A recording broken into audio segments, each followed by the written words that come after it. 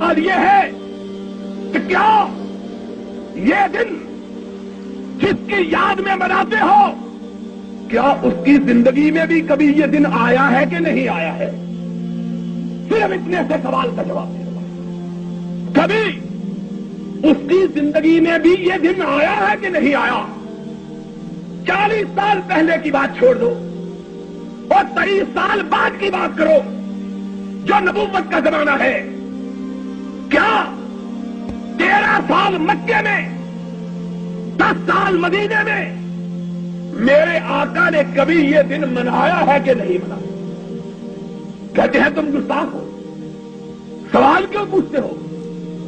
ہم نے کہا معافی مانگ لیتے ہیں، لیکن اتنی بات تو بتلا دو کہ نبی کے بعد اس کائنات کے اندر کوئی نبی کا دوست بھی حکمران رہا ہے کہ نہیں رہا ہے؟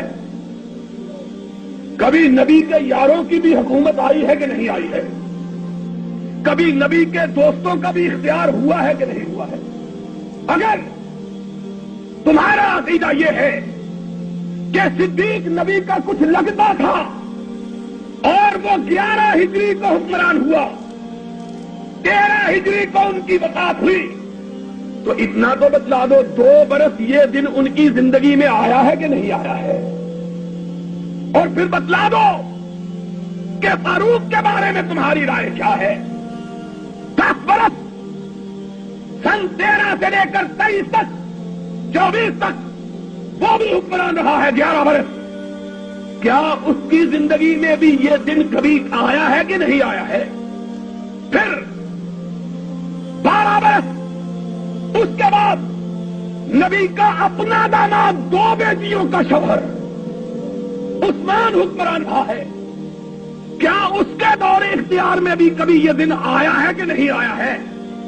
پھر اس کے بعد ان کی چھوٹی بیٹی کا شوہر اور ان کے بیٹوں کا باپ، حسنین کا باپ علی مرتضی 35 ہجری سے لے کر 40 ہجری تک حکمران رہا ہے۔ 5 سال اس کے زمانے میں بھی یہ دن آیا ہے کہ نہیں آیا ہے؟ ان کے بعد خود ان کا اپنا لخت جگر، اپنا نواسا حسن 8 برس حکمران رہا، ان کے دور میں بھی ربیع الاول گزرا، کیا انہوں نے بھی یہ دن منایا ہے کہ نہیں منایا؟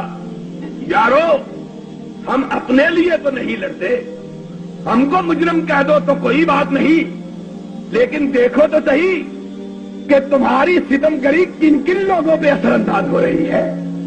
اگر یہ دن نہ منانا جرم ہے تو بتلاؤ قیامت کے دن صدیق کو کیا کہو گے، فاروق کو کیا کہو گے، عثمان کو کیا کہو گے، حیدر کرار کو کیا کہو گے، نبی کے بیٹے حسن کو کیا کہو گے؟ ان پر کون سی پردے جرم لگاؤ گے؟ جاؤ، اگر تم یہ کہو کہ ہم بھی اسی جرم کے مرتکب جس کے یہ مرتکب تھے، تو ہمارے نصیبے کا کیا کہنا کہ ہم بھی اسی صف میں کھڑے ہوں جس صف میں صدیق و فاروق کھڑا ہو؟ پھر اس سے بڑی ہمارے نصیبے کی بات ہے۔ لوگوں، آؤ انصاف کی بات کرو۔ آج تمہارا ملک اس بات کا متحمل نہیں ہے کہ معمولی باتوں کو، ان باتوں کو جن کو تم نے خود تراشا ہے، نہ قرآن میں جن کا ذکر، نہ محمد کے فرمان میں جن کا تذکرہ، ان باتوں پہ لڑ کے امت کو بانٹ رہے، امت میں تفرقہ پیدا کر رہے۔